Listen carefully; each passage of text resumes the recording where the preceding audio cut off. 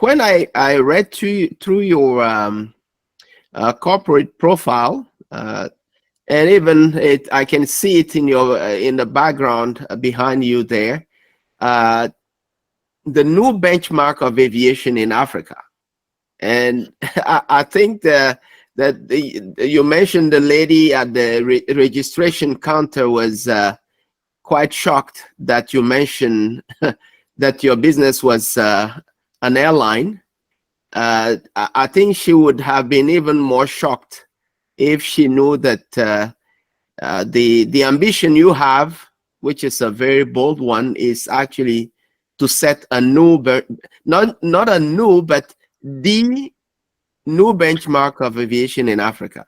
So the new benchmark of aviation in Africa. Exactly. So what's behind that inspiration, and what's motivating you to want to set an absolute benchmark in the aviation industry in Africa? What's the drive? Innovation. Innovation, to be different, to go beyond the regular boundaries, and to push to the limits of where ultimately we will be the best and the benchmark. Now, you don't go around and tell people and put a slogan on your branding, and you don't put it on every of your documentations that you make a statement to be the benchmark in aviation when clearly we have people like Ethiopia Airlines on the continent, Kenyan Airlines on the continent. You know, you got to be, it's either you're damn crazy or you know exactly what you're doing. And I have a team of individuals around me in which I instill this slogan, this vision of ours, is to become the new benchmark. Now, when I say benchmark, there are so many things that an airline can do which they overlook, completely neglect, and misunderstand. Aviation is not about transporting people. You can do that with a bunch of sheep. You can do that with anything else. You can do that with cargo as well. Aviation is something very unique and stands out in a class of its own. And if you're going to get involved into aviation with the thought line that you're going to carry passengers, you're in the wrong business. Because the core of being excellent is to look after your business model, is to grow your business model, and to make sure that along with that comes all the aspects of safety, of then luxury in your aircrafts, then comes customer service and expertise and all of these things. Aviation is an industry that is completely apart from anything else. You have the ability to get off the ground and fly in the sky, which is something that has grabbed the imagination of every single person on this planet.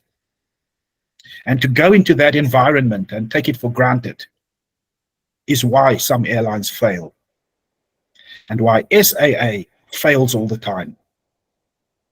They're on the verge of failing again. Now, I've looked at those models. I look at what's going on in Africa. I understand, and we've made a simple laughing joke just a short while ago. We said you put a meeting for 11 o'clock and everybody's going to arrive at 12 and 12:30 for the meeting to start at 1. That is so much disrespect. And I don't want to say that people have disrespect towards the industry. That would be wrong of me to say. But if they just take so much care, if they just look so much deeper, let's take an incident here. Let's take a situation. Somebody walks in the airport and the person gets into the airport. We don't know if it's his first time or if he's a frequent flyer. We don't know that. A frequent flyer will come in the airport and go directly to either the customer services counter, or he knows already because his ticket says he's going to part from gate number, and he goes there. Unless there's a foul up or the positioning have been changed, the gate will change. We know that. That person walks into the airport. He's not a frequent flyer. It's his first time. He's just going to go down to the family for the weekend to bury his aunt. So he flies there. He doesn't know the airport. He's already frustrated with and if I take our Tambo, for example, getting in there is, for me personally, is a nightmare.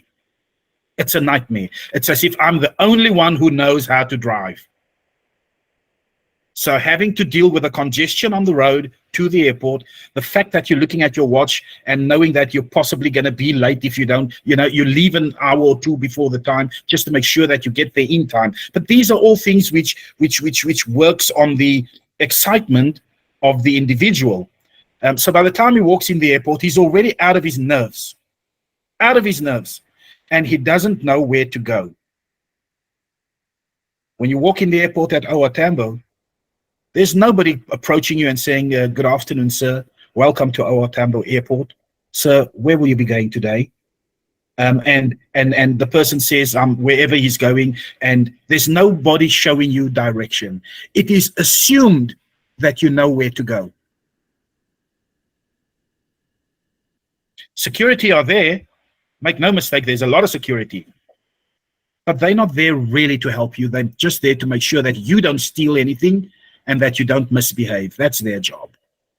But anyway, now finally you're there. You see you've got another half an hour left, so you got to make fast, and you don't even know where the gates are because nobody's showing you the gates. You don't even know where the counter for JOLY Airlines is, let alone finding the gate.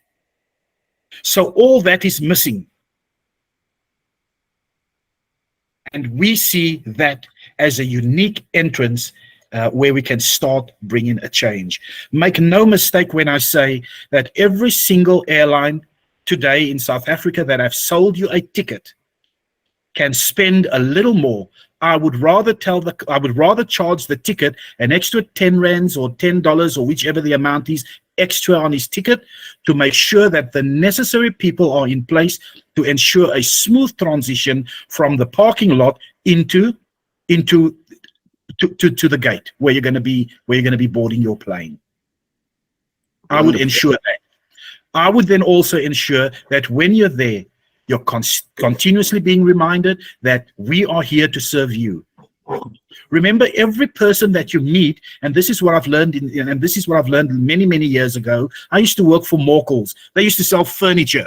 I worked for them. I was a salesman. They continuously drilled it into us. So I know that every person that you come into contact with, whether you're selling him something or whether you're asking for information, every single person that you meet is your customer, is your client.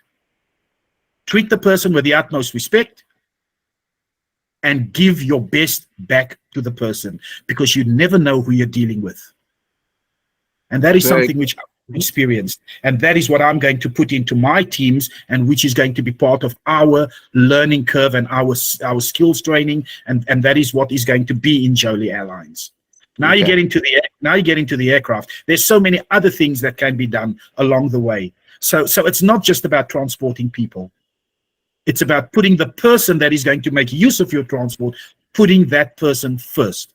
And sometimes after 10 years and 20 years of being in the same industry, we forget that, because they make the business. Your business is nothing without them. Yeah. And I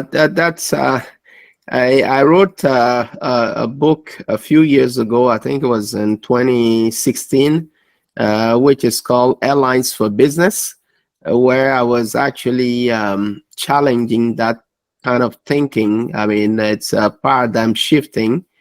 Airlines, the airline business is not about air transportation. It's rather, the way I put it is a business of assurance, because when someone wants to travel to a place, they're not buying a ticket just to sit on an airplane. They're going someplace for some other business. So if airlines can actually anticipate how they can help them achieve that, which is much beyond sitting on an airplane, they would be much better off, even financially speaking. So becoming customer centric. So clearly I can see that the paradigm shift that you're bringing to the industry is right aligned with that vision for the business, which I can only Commend you for that. I will move on now.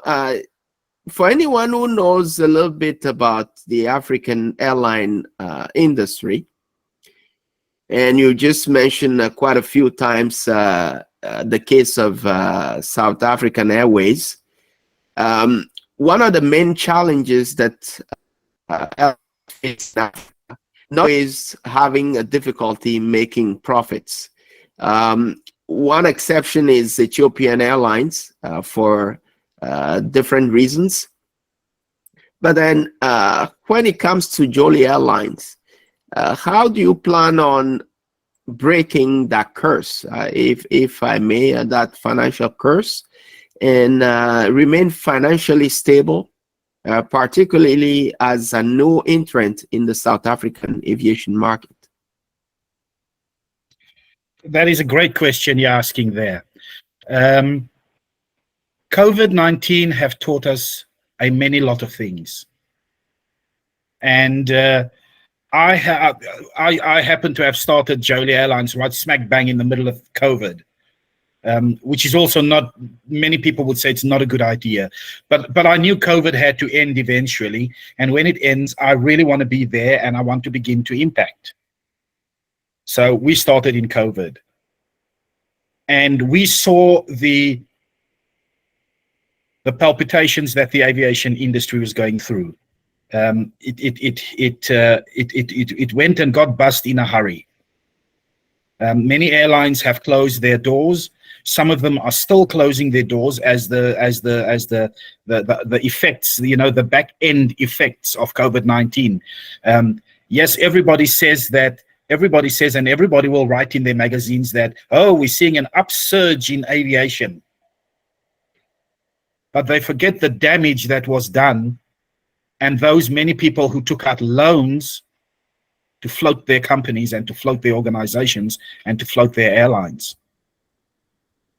And it's just regrettable that some have never recovered from that, because now you've got to compete to get back into business, to become top again, and you've got to pay back a massive loan, and you've still bought aircraft that you're paying off. And so eventually, you know, it's a darkness that just creeps up on you and you succumb. And it's regrettable that so many airlines have gone bust. In South Africa, there are also airlines that have gone down. As regrettable as it may be, I see that as our opportunity to enter. And hence, therefore, I'm pushing so hard at JOLY Airlines. But you've got to diversify yourself. You cannot allow one incident such as COVID-19 to come along and decimate you. What have you done other than just capitalizing on passengers? What else have you done? Oh, yes, of course, put some money in the insurance, put some money away for a rainy day. Oh, you got to invest in this, you got to invest in that. But it didn't pull them through. It didn't. So for me, the important thing is that secondary line of income, that secondary stream of income that aviation can generate. And so we, for example, are looking at various models that we can introduce into the aviation industry, into the aviation sector, and to diversify them and to make sure that you know, we remain strong, we remain fluid. And we've got enough, you know, funds available for when anything happens. One of these things, you know, are when we look at cargo. Cargo is one of the things that can produce secondary income. You look at, you know, car rentals. You look at hotels. You look at other activities. You look at other industries. You look at what the pattern is in industry these days. We know now that solar power has become quite strong and dominant in the supply of alternative energy. You know, take a little money, invest in something like that. Let it create a second stream of income for you. Don't be blind. Don't just focus on aviation. Aviation is very fast going into space. You know, as much as we want to say that yes, we're an airline, we have to understand that we have to do other business as well and create other forms of income that can run parallel, so that the one supports the other, supports the other, supports the other. Okay. When we look at the African continent, we love importing things. Oh, we love importing things. We can import the whole of China. We can import the whole of India, you know, and we don't even share. We'd like to keep it for ourselves. So we don't even do much about recycling either. We just throw them on the pile, on the rubbish dump, and row them in the windrow system, and we just close it on, you know, underneath the soil and hope that it rots away. That's South Africa for you. Very wasteful country. You got to look at recycling. You got to look at manufacturing. And this is one of the core areas that our government have identified, manufacturing. And so we have gone one step further, and we have invested with a company, and we are manufacturing recyclable goods as I'm speaking to you now, which is currently not attached to JOLY Airlines, but that I'm going to bring into JOLY Airlines, because very soon we are very concerned about our environmental footprint. Very concerned about that. And so almost everything that we do will be environmentally friendly ultimately in the end. That is a huge market, a huge area for investment. JOLY Airlines see that. I'm a business person that have over the years looked at many other models. And so these are the kind of things that we will do. But secondary streams of income, that is what is going to bring the survival of JOLY Airlines should another COVID or another situation arrive while we're flying. We're catering for that. It's in our business plan. It's part of our approach for the next 30 years. I've written the business plan for the next 30 years. I'm not going to be here to see the end of it, but if I do, whoopee, it would be great for me. But yes, so I've done that, and JOLY Airlines, being a legacy airline, have written and have done and is doing things not for ourselves but for the future generation to come. And so we need a sustainable airline.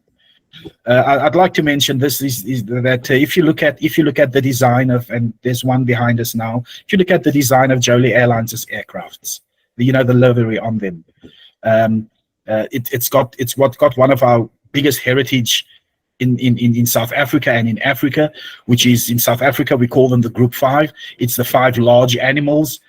You can see that on the tail of our aircraft. Yeah. They are on our letterheads. They are all over. So when we interact with you, you know that there's an environmental, naturistic aspect to this airline.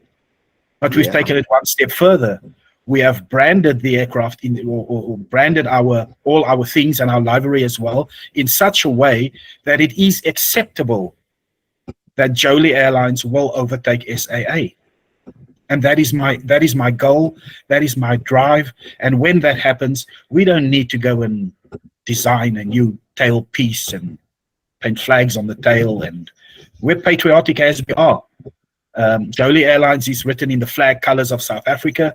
It also has one of our big 5, which is a huge statement on the tail of our aircraft. So we're already ready.